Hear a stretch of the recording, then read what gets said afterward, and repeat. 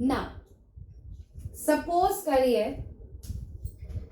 एक fire place है, ठीक है, there is a fireplace and यहाँ पे आग जल रही है। क्लियर? आपने कभी नोटिस किया होगा कि जब भी एक फायर प्लेस है या मान लो कोई कहीं पे भी एक आग जल रही है या गैस पे, जैसे गर्ल्स अगर गैस पे काम करती हैं बाई चांस, तो आपने देखा होगा कि जब आप इस फायर के अक्रॉस जब देखते हो किसी ऑब्जेक्ट को, तो वो ऑब्जेक्ट आपको हेजी नजर आता है, राइट? ऐसा लगता है कि वो ऑब्जेक्ट आपका फ्लक्चुएट कर रहा है, हिल रहा है। लगता है कभी ऐसा? ध्यान दिया है ना?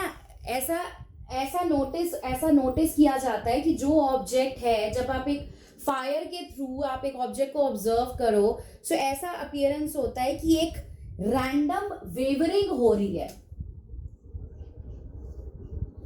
रैंडम वेवरिंग मतलब कि ऑब्जेक्ट हिलता हुआ सा नजर आता है आपको, जबकि होता नहीं है ऐसा। तो ऐसा क्यों होता है? इसके पीछे रीजन है एटमॉस्फेरिक रिफ्रैक्शन। ठीक, atmospheric refraction, the name itself explains you what it is. Refraction जो अर्थ की एटमॉस्फेयर की वजह से हो। Clear? Atmospheric refraction is refraction because of the earth's atmosphere. तो ये जो मैंने आपको फायर प्लेस का एग्जाम्पल दिया, ये तो एक स्मॉल स्केल पर था। क्लियर? एटमॉस्फेरिक रिफ्रैक्शन का बड़े स्केल पर बेस्ट एग्जाम्पल है ट्विंकलिंग ऑफ स्टार्स। रात को जब स्टार्स निकलते हैं तो आपको ऐसा लगता है कि स्टार्स ट्विंकल कर रहे हैं, राइट?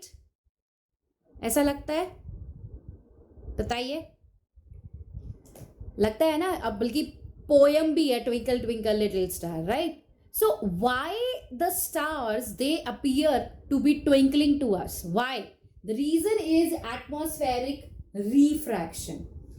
अब होता क्या है, इसको आप ध्यान से समझना। ठीक, मान लीजिए यहां पर एक स्टार है, ठीक, और यहां पर एक पर्सन खड़ा है जो इस स्टार को देख रहा है। ठीक, स्टार से स्टारलाइट आ रही है, क्लियर? और ये पर्सन इस स्टार को देख रहा है। अब होता क्या है, स्टार जो है, स्टार किसका बना है? Hot gases. Yes, star is, ये जो शेप हम स्टार की बनाते हैं ये तो हम बना रहे हैं, otherwise stars are big huge size spheres of gases, सिर्फ गैसेस है, राइट? एंड हॉट गैसेस है, ठीक है? तो जब स्टार जो है वो हॉट गैसेस का बना हुआ है, इसका मतलब यहां पर जो आपका मीडियम बनेगा, राइट, वो क्या होगा? Rare medium, because hot air है, लेस रिफ्रैक्टिव इंडेक्स होगा। सो स्टार के पास रेयर मीडियम है, हॉटर एयर है, so refractive index is less. जैसे जैसे आप स्टार से नीचे आना स्टार्ट करोगे अर्थ पर, जहां पर ये बंदा खड़ा हुआ है, नीचे आते आते एयर जो है वो कूल होना स्टार्ट हो जाती है, राइट?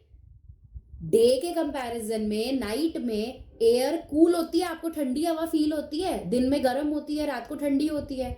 तो जैसे जैसे स्टार से आप नीचे आना स्टार्ट करोगे, air starts becoming cooler, and cooler होने की वजह से the refractive index it starts increasing, right?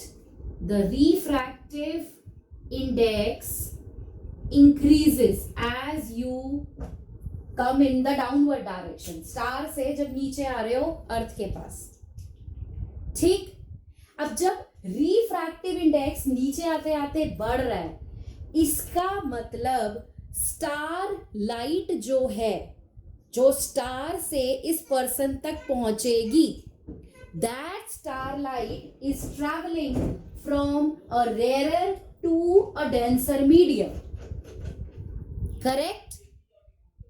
Varying refractive index है, रिफ्रैक्टिव इंडेक्स चेंज होता जा रहा है, तो चेंज होने की वजह से the light of the star it is coming from a rare medium to a denser medium. So since there is a change of medium, so refraction takes place, and refraction की वजह से ये जो star है जिसकी ये actual position है, इसकी जगह पर हमें क्या होता है, हमें एक ये स्टार अपनी जगह से थोड़ा सा ऊपर नजर आता है, ठीक है? रिफ्रैक्शन की वजह से एक्चुअल पोजीशन स्टार की ये है, this is the actual position,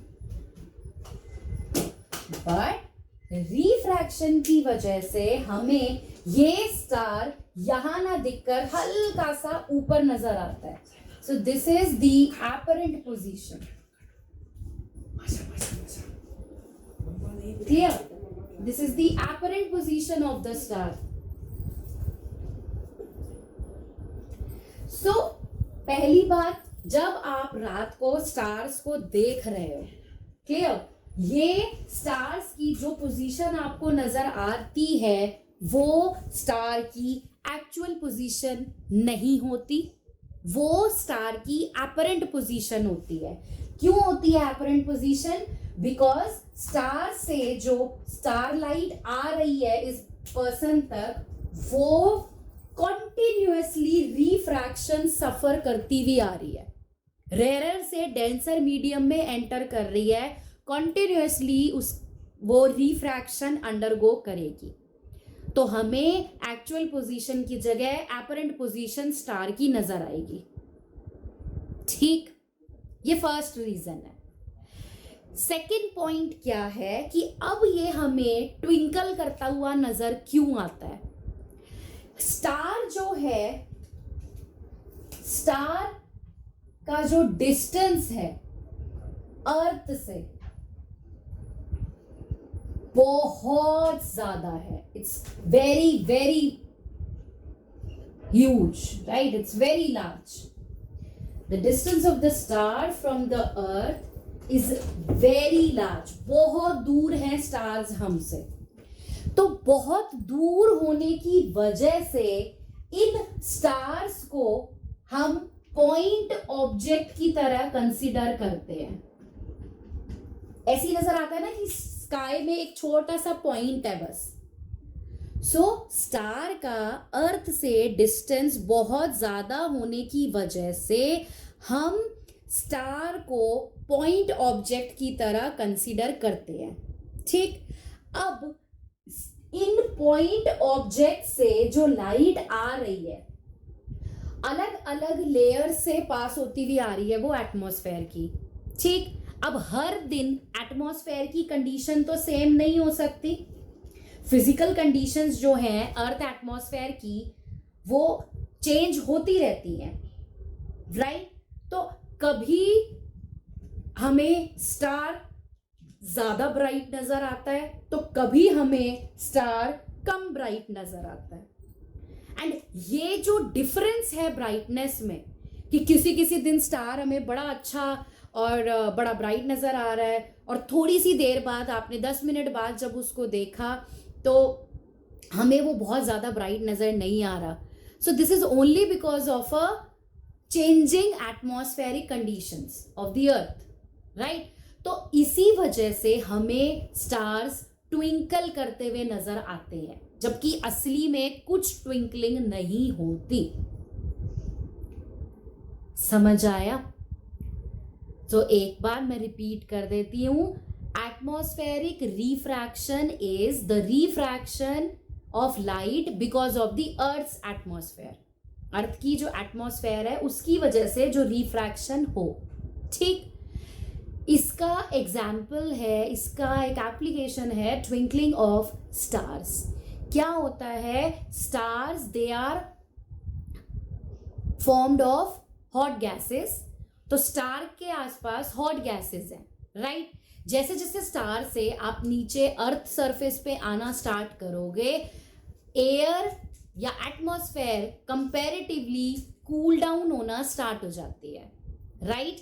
यानी कि जब आप स्टार से नीचे आ रहे हो तो रिफ्रैक्टिव इंडेक्स इंक्रीज हो रहा है। अब स्टार से जब लाइट आएगी ट्रैवल करके और एक ऑब्जर्वर तक पहुंचेगी, तो वो लाइट कॉन्टिन्यूअसली रिफ्रैक्शन सफर करती हुई आएगी, because the refractive index is increasing as the starlight is coming down. So इस रिफ्रैक्शन की वजह से हमें स्टार की जो एक्चुअल पोजीशन है वो कभी नजर नहीं आती, हमें हमेशा स्टार की एपरेंट पोजीशन नजर आती है। सेकेंडली, सिंस स्टार्स हमसे बहुत ज्यादा दूर हैं तो हमें stars as a point object नजर आते हैं। ठीक, अब सिंस कभी अर्थ एटमॉस्फेयर की फिजिकल कंडीशंस कुछ हैं तो किसी दिन कुछ और है। सो अलग अलग एटमॉस्फेरिक कंडीशंस की वजह से हमें ऐसा लगता है कि स्टार्स ट्विंकल कर रहे हैं, क्योंकि कभी स्टार की ब्राइटनेस ज्यादा होगी, कभी स्टार की ब्राइटनेस कम होगी। So this is twinkling of stars. Since stars are twinkling, so what happens with the planets? Planets twinkle करते हुए नजर क्यों नहीं आते, जबकि planets भी तो ऊपर स्काई में ही है? So why the planets are not twinkling? इसके पीछे बस एक रीजन है, और वो रीजन क्या है? प्लैनेट्स जो हैं वो अर्थ के ज्यादा पास हैं as compared to stars, right? Planets, they are closer to the earth as compared to the stars. Stars तो बहुत ज्यादा दूर है, planets अर्थ के बहुत पास हैं। ठीक, तो planets का अर्थ के पास होने से क्या होता है? हम planets को पॉइंट ऑब्जेक्ट कंसिडर नहीं कर सकते। We cannot consider planets as point objects. Rather, सारे के सारे planets जो हैं वो extended objects ही हैं, बड़े बड़े objects हैं, right? And since ये planets सारे extended objects हैं, तो इन planets पर हम बहुत सारे पॉइंट ऑब्जेक्ट्स मान सकते हैं, पॉइंट सोर्सेज मान सकते हैं कि इस प्लैनेट पे बहुत सारे पॉइंट सोर्सेज हैं। ठीक, अब ये सारे पॉइंट सोर्सेज जो हैं, इनसे जब लाइट पहुंचेगी अर्थ पर तो ऐसा माना जाता है कि हर एक पॉइंट सोर्स से जब लाइट पहुंच रही है अर्थ पे तो वो सारे आपस में एक दूसरे को कैंसिल आउट कर देते हैं। जब हर एक पॉइंट सोर्स से लाइट आ रही होगी तो जब हम उन सारे पॉइंट सोर्सेज की लाइट को एवरेज करेंगे तो वो एवरेज होकर 0 आता है, एंड इसी वजह से हमें प्लैनेट्स ट्विंकल करते हुए नजर नहीं आते। क्लियर? सो इसको एक बार फिर देख लो, दैट क्योंकि अब ये होराइजन से रिलेटेड ही आएगा। Horizon is a line where the earth surface and the sky they appear to meet. Now, why I have introduced this horizon? Because the next phenomenon that is based on atmospheric refraction involves it. Next is advance sunrise and delayed sunset. अब ये क्या है देखो, advance sunrise and delayed sunset, मतलब sunrise का जल्दी होना और सनसेट का डिले हो जाना, लेट हो जाना. कैसे इस चीज को हम समझ सकते हैं? देखो, सपोज करिए this is earth, right, and ये अर्थ का एटमॉस्फेयर है. ठीक है, this green one is the atmosphere.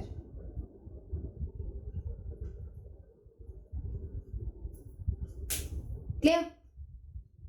And there is a person who is standing on the earth. ठीक, अब इस पर्सन के लिए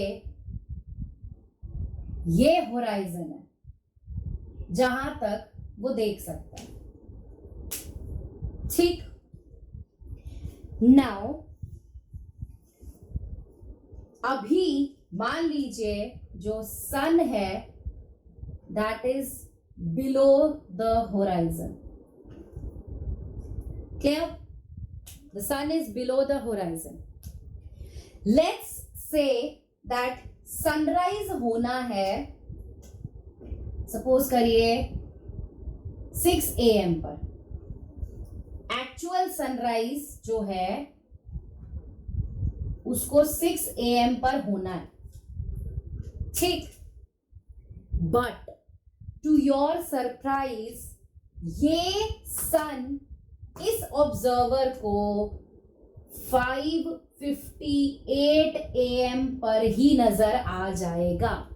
मतलब 2 मिनट पहले, 2 minutes early. This is advance sunrise, कि सनराइज अभी तक हुआ नहीं है, सन को 6 AM पर एक्चुअली राइज करना है. But to an observer the sun will appear to rise at 5:58 AM, 2 minutes before the actual sunrise. Now, why this happens? सन के पास, ये अर्ली मॉर्निंग की बात हो रही है, सनराइज अर्ली मॉर्निंग में ही होती है, right? Sun is hot and it is composed of gases. तो सन के पास जो गैसेस हैं they are hot, right? Earth के एटमॉस्फेयर में जब आप पहुंच रहे हो तो अर्ली मॉर्निंग अर्थ के पास एटमॉस्फेयर कूल होता है. क्लियर? अब क्या होगा? हॉट रीजन से कोल्ड रीजन में सनलाइट, यस, सनलाइट एंटर कर रही है, राइट? हॉट रीजन से कोल्ड रीजन में सनलाइट एंटर कर रही है. So there is a change of refractive index and hence the sunlight will suffer atmospheric refraction. And since atmospheric refraction हो रहा है, इसकी वजह से सन जो अभी है होराइजन के नीचे वो पहले ही नजर आ जाएगा. ये सन की एपरेंट पोजीशन है. मतलब असली में सनराइज हुआ नहीं है, पर रिफ्रैक्शन की वजह से ये सन आपको पहले ही नजर आ गया. कितना पहले? 2 मिनट्स पहले. क्लियर है? This is advance sunrise. ठीक, सेम चीज सनसेट, यस, सेम चीज सनसेट के टाइम पर होती है. सनसेट में क्या होता है कि अब सनसेट के टाइम पर सेम कंडीशन है कि जो आपके पास एटमॉस्फेयर वाली जो एयर है दैट इज कूलर, सन के पास हॉटर है, राइट? सो अभी भी सनलाइट जो आ रही है वो रेयर से डेंसर मीडियम में आ रही है, ठीक? सन, मान लीजिए सन को सेट करना है 7 PM पर, ये एक्चुअल सनसेट है कि शाम को 7 बजे जो सन है उसको सेट कर जाना है, और 7 बजे एक्चुअल सनसेट हो भी गया, सन जो है वो सेट कर चुका है, लेकिन रिफ्रैक्शन की वजह से ये सन जो ऑलरेडी सेट कर चुका है फिर भी आपको नजर आएगा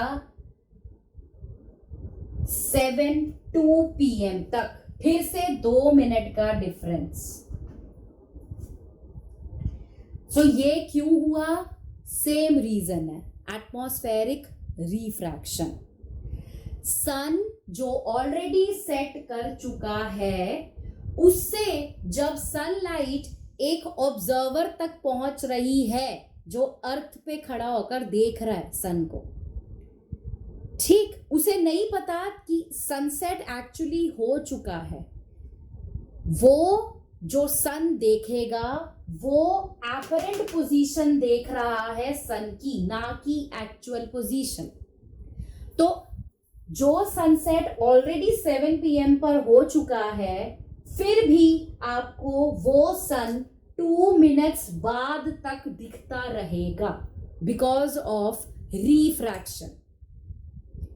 सो this is delayed sunset, that the sun has already set, but because of the atmospheric refraction an observer is able to see the sun even after 2 minutes of the sunset.